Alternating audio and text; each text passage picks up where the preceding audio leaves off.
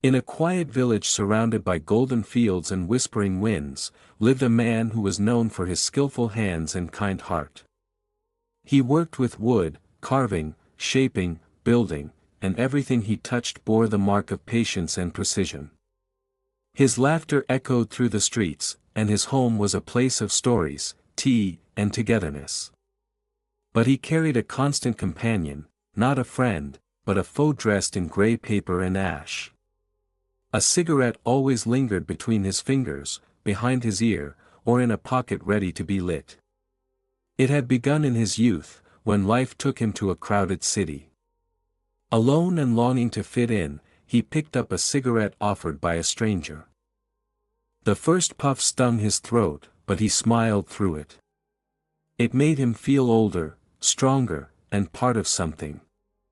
One turned into another, then packs. By the time he returned to his village years later, the habit had wrapped itself around him like smoke, quiet, clinging, and inescapable. "One cigarette won't kill me," he would joke, exhaling clouds into the sky. "It helps me think. Helps me relax." His family tried to reach him. His partner pleaded gently in the evenings, sometimes crying softly when the smell of burnt tobacco filled the air. A daughter once left small notes on his table, scribbled with crayon and shaped like hearts, asking him to stop. A young son once hid every packet in the house, only to watch them reappear by the next evening. But he never stopped. He always had a reason. Always a shrug. Always a laugh. Time moved forward. The children grew. One left for college, another started high school. And he kept puffing, believing, like many do, that tomorrow was promised. Until the day came when his body betrayed him. It happened in the middle of an ordinary morning. A door had just been repaired for a neighbor, and as he stood to stretch, he collapsed, breath caught, chest heavy, gasping like a fish out of water. He was rushed to a hospital in the nearby town, where machines beeped and screens glowed with harsh truths.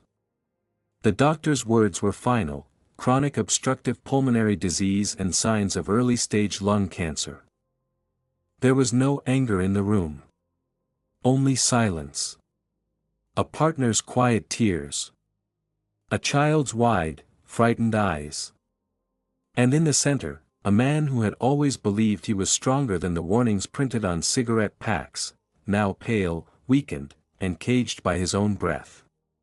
He tried to smile, asking how bad it was. The answer was firm. "If you quit now, we can slow it. But there is no undoing this. This is the cost of years lost to smoke." The man quit, but not by choice, by necessity. The addiction that had once been a comfort had now become the enemy. He began treatments, bitter pills, tubes and tanks, long nights in hospital beds. His hands, once steady, now trembled. He needed help to cross the room where he once danced with his children. But even harder than the pain was the guilt.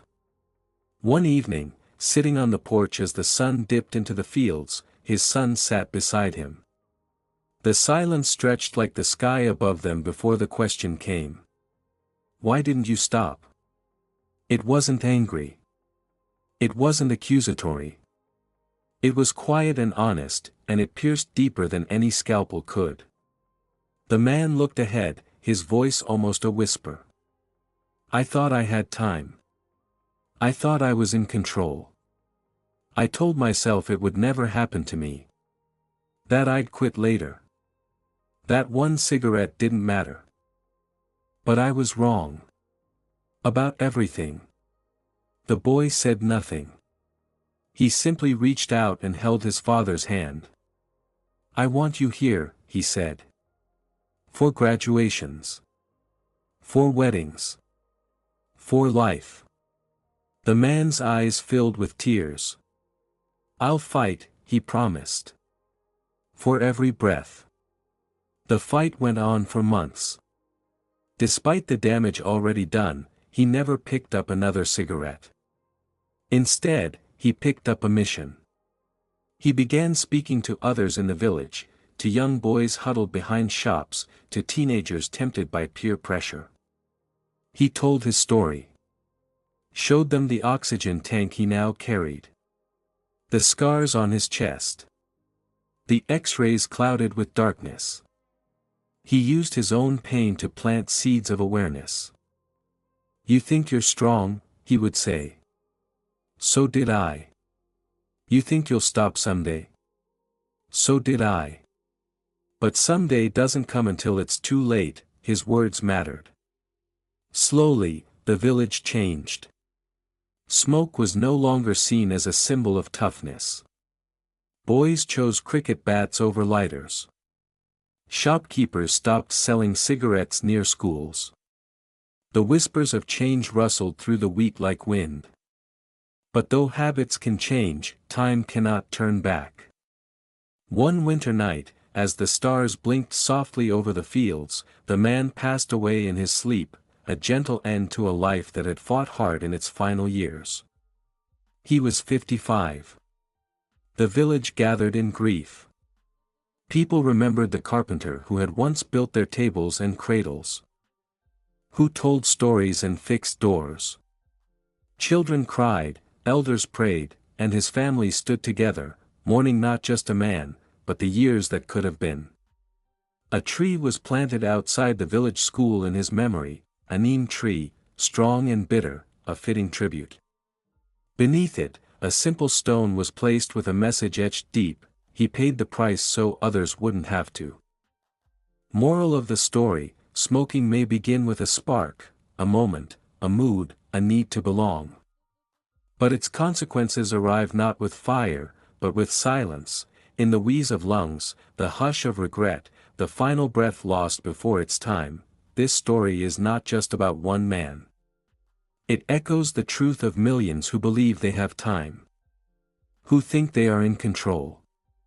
Who mistake addiction for choice. Every cigarette shortens not just life, but the joy within it, the memories, the laughter, the moments with loved ones. It steals not only from the smoker, but from those who love them, watch them suffer, and lose them too soon. Let this story be a warning, a mirror, and a light. Choose breath over smoke. Life over habit. And love over regret.